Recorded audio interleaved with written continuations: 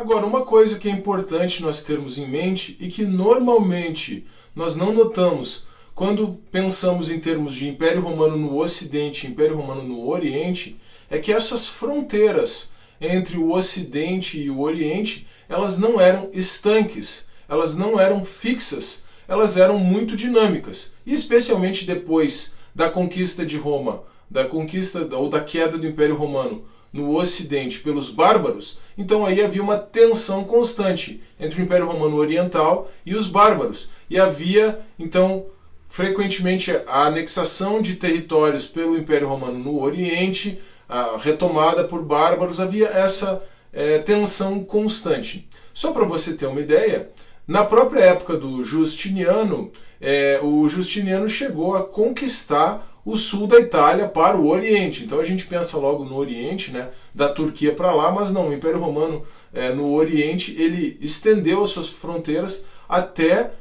muitas vezes a própria Itália. Então havia essa dinâmica, né, nas fronteiras do Império Romano Oriental e dos territórios bárbaros, e havia então naturalmente uma troca entre o Ocidente, agora conquistado pelos bárbaros, mas os bárbaros já também assimilando a cultura romana, havia essa troca entre o Ocidente e o Oriente. E é exatamente essa dinâmica e essa troca que vai nos levar, no século XII, agora já na Baixa Idade Média, a descoberta do Corpus Juris Civilis em Bolonha. Então o Corpus Juris Civilis foi consolidado lá no Oriente. Mas no século XII, anos 1100 e poucos, né, o Corpus Juris Civilis é descoberto em Bolonha e aí começa a haver o estudo sobre o Corpus Juris Civilis no Ocidente.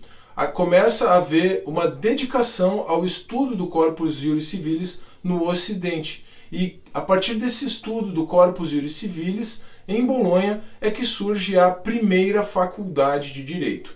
E a primeira faculdade de Direito, ela está ligada a dois fenômenos históricos muito importantes.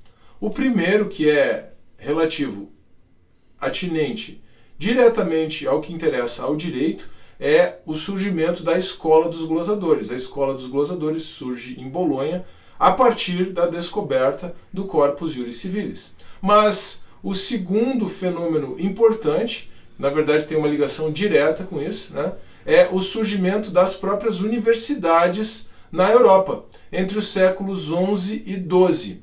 Então surgem as universidades na Europa e aí surge naturalmente também uma faculdade de Direito em Bolonha, na Itália.